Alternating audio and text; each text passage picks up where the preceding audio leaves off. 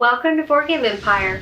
We're going to be showing you an overview and review of Fractured Sky by Ivy Games. This is currently on Kickstarter.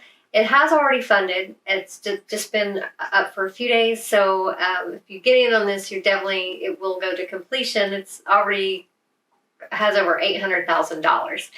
This is the prototype copy, so keep that in mind. If you are going to back it, I would suggest getting the deluxe version because this is not the deluxe version that we're showing you. And we saw the video of what the deluxe components are. They're amazing. It's got magnets. Yeah, magnets and miniatures, and the boards have slots in them. So and each player has a tray. It's way better. But so we're gonna go through the overview and then we'll show you our review. So basically, you are trying to gain the most starfall, which are these little tokens. But in the deluxe, they're like little 3D miniature blue. They almost look like blue clouds, I guess, but I don't know what you would call them. But anyway, so you're placing your ships, and they have various numbers on the back of them. In the deluxe version, it's a magnet that you would connect your ship to the number. The number is supposed to be hidden, so you're placing it on one of these islands. It's a hidden information game, so you are trying to figure out where the starfalls are going to be placed at the end of the round. You find that through the hidden objectives, and there's also a public objective that everyone knows there's going to be a starfall there. And then you've got the objectives that are hidden as well at the end of the round, that whoever completes that objective will automatically get a starfall. So basically, you take one action each turn. You can place an airship or a skimmer. The airship is what you place with these numbers. The skimmer is more like a backup ship. It gives you more power. So it adds 1 to whatever number is on the back of your token or magnetized to your ship in the deluxe version.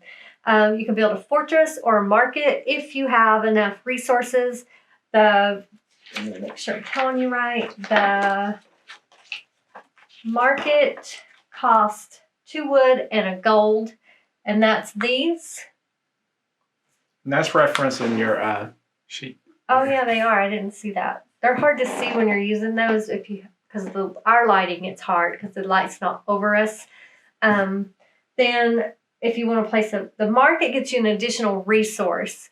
If you are on that island and you win 2nd or 3rd place, you're going to get resources based on whatever's shown on the island. You'll get to choose one additional resource of your choice that's depicted on that island for placing a market, and you're going to want to place it on one of these that's connected to several islands.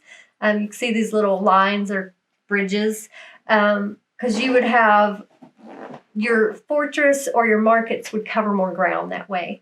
Ideally, you'd want to try to get one on all of them, but you're going to be battling with other players. There's only a few of these hexagon shapes to put these in, so and you have to gain the resources as well, so it's a battle.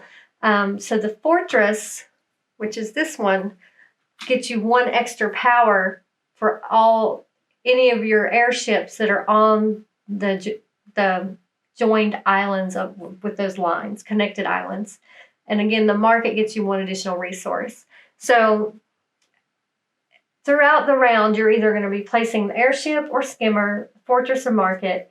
You're going to be scouting, which is placing one of your cubes on either a hidden objective, and these are actually turned over. You start out with just 1, but as you place ships, you're going to be pulling more of them out. But you place your cube there, you look at the card, don't show anyone else, and if you want, you can collect one of those resources while you're there. You just place your cube on top of one of the resources, collect that, and you can always look at those again, just don't show anyone else. The hidden objectives, you start out with 5. So you're going to have 5 here, and you can pay 2 any 2 resources to place your cube here and look at that hidden objective. The hidden objective, again, is like one of ours in our game was having the most buildings connected to peaceful plains. I had a fortress and a market at that time. So at the time, I had the most buildings and I had my starship there. You have to have your starship in there to collect. You can't just collect because you have the buildings. The starship is the key to collecting rewards. And then you're going to place a starship on all of these cards, whatever island they show. You're going to place a starship, which are these blue things, on that island, and on the public objective, the public one. Put it on that one, and then you're just going to turn over or reveal all the numbers. Also the hidden. And add, that's the one I just talked about, the starship. You're going to add the numbers plus your fortresses. And if you have any of the skimmers, which are these little guys, on that same island, you're going to add up the points. If there's another person there, whoever has the most points, if there's a starfall, they get the starfall. Otherwise, they'll get the top reward, which would be the 2 resources.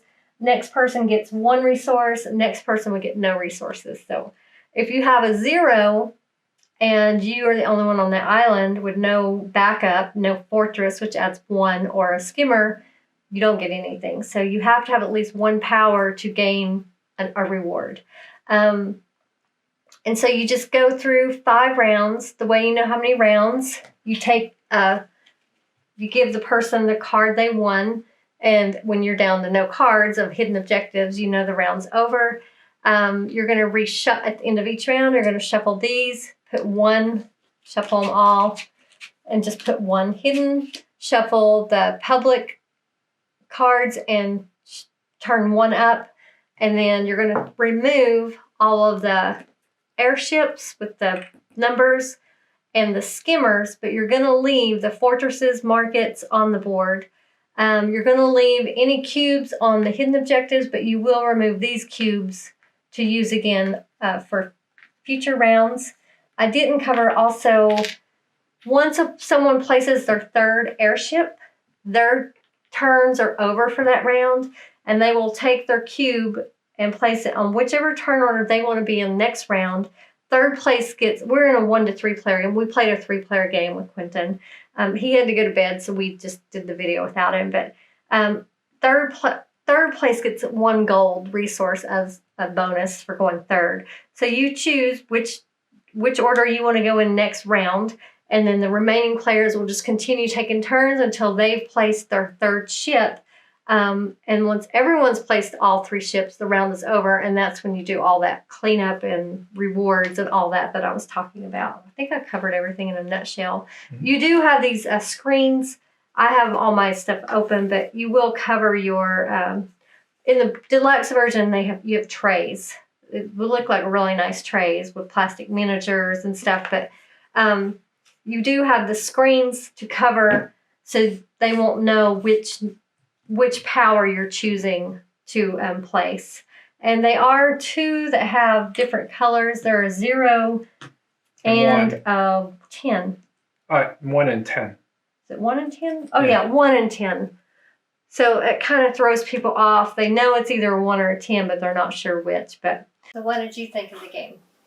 I think it's a good game. It does feel kind of like midweight to light. Now, I would say that the experience would probably differ from the retail and the kind of deluxe Kickstarter version, simply because the way you collect your resources and you have a track, also the board where you're looking at the cards, and so it's just a totally different experience. But as far as replayability, I think it kind of is a little lackluster for me because it felt kind of repetitive unless you implement more strategy or things unlock in the stretch goal or you get expansion. I could see this being a lot more replayable. There's also the mechanics aspect of it. The mechanics, like I said, it feels like a midway to light game. There's not much to take that or manipulation that you'd be able to do in the game, and so it kind of feels like rinse and repeat for me. The design is really cool, and I think it does do a good job at implementing that with the mechanics. For me, I'm giving it a 7. I think this is a good game, but I think it's definitely determined on your style of game, where we are more of a take that type and like to manipulate our the way we play our games, and also we're just I like the game, but I just wanted more. So what did you think? I agree with some of the things Anthony said. Like, I will say, definitely you should get the deluxe Kickstarter version if you're going to get this game, because if you look at their video that shows that, it showcases it with the player trays and everything. It's just totally different, light years above the retail version, because it's just that alone was just so impressive. You would be just basically excited just seeing all that before you even start playing. I do hope, I know this is the prototypes, I don't like to nitpick on prototypes, but I do hope the rulebook is improved. The rulebook that came with ours is for the deluxe version, so we had a little hard time figuring out which pieces in the retail were the same as the deluxe. And the rulebook needs to go a little bit more in depth on some of the aspects of the game. It was kind of a little vague. But I know this is a prototype, so maybe they just put this out for the creators, and hope we watch the video to really get the meat of the game. I'm guessing. And this is more of a lightweight to mid-range game, and maybe that's the target they're going for, because their other games we played are more complex. So they may be going for that target category, and if they are, they did hit the mark, because it is a more simplified version of how their games normally are. And I could definitely see them adding expansions, because they do like to add expansions onto their games. So they may have also made this base game a little bit more simple, so they can add on expansions later. I could totally see them doing that. But like he said, it does get a little repetitive. But again, I haven't looked at the Kickstarter, what the stretch goals are. I'm assuming they probably will add a lot more, because they go above and beyond on their games. Their games are always jam-packed, and the components are really nice. And so I really think that they will get their stretch goals will add even more to the game. But as far as I would give it a 7 as it is right now. It's not a bad game. It's a good game.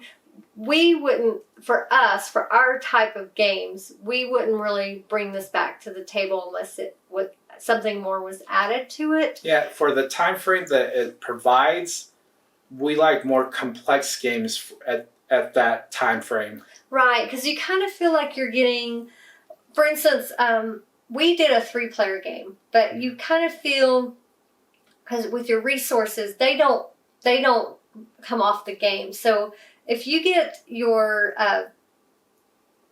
Fortress, Fortress and Mini Market, I went blank. If you get those out there early game on those key hexagons, you're gonna basically have a major advantage in the game, and there's no moving those off. And there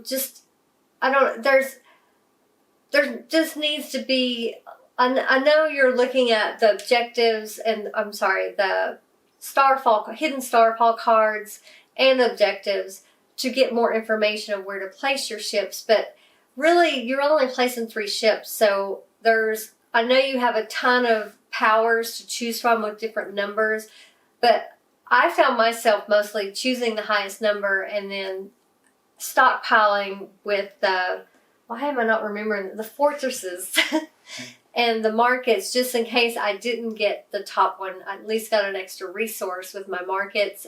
But I don't know. It just needs to have more ways to manipulate and kind of gain back ground in those areas. That's what it needs, is more take that in that sense where you can possibly remove fortresses and many and markets to take over some of those hexagonal. To me, that would make it, I think, more fun, because you don't feel like you're just going through the motions. Because after about the third or fourth round, you kind of know who's going to win. Yeah, it's pretty much what is it, where a leader just takes Yeah. off. You know who's going to win. Because I had so many Starfalls, there was no way they had a chance of coming back. Well, it's because the way you put your fortress and where you put Right, because early on, Yeah.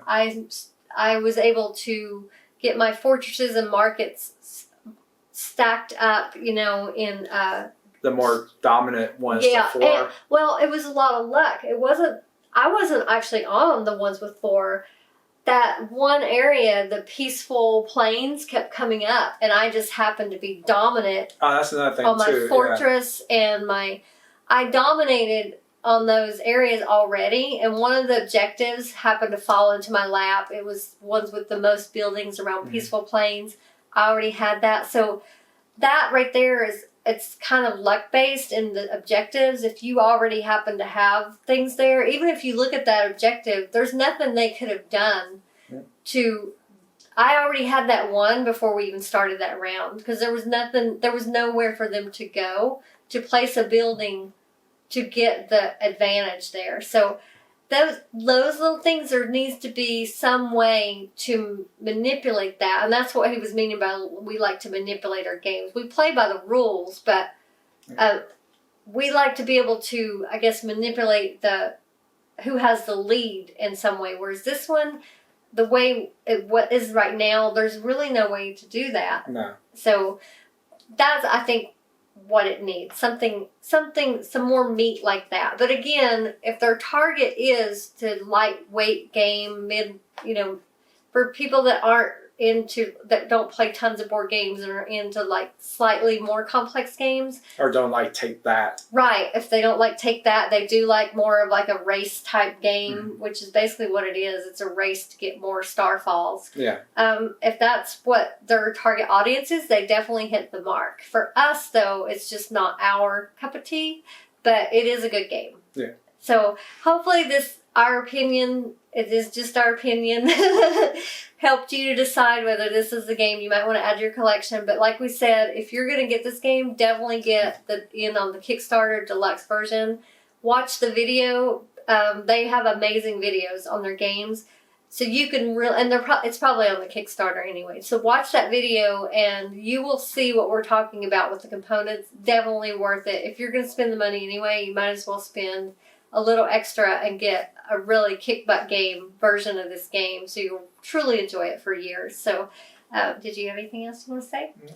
So we will put the link in the description. Thank you for watching. Please feel free to leave any comments. We hope you'll give us a like, subscribe to our channel. Thank you again, and we look forward to seeing you next time.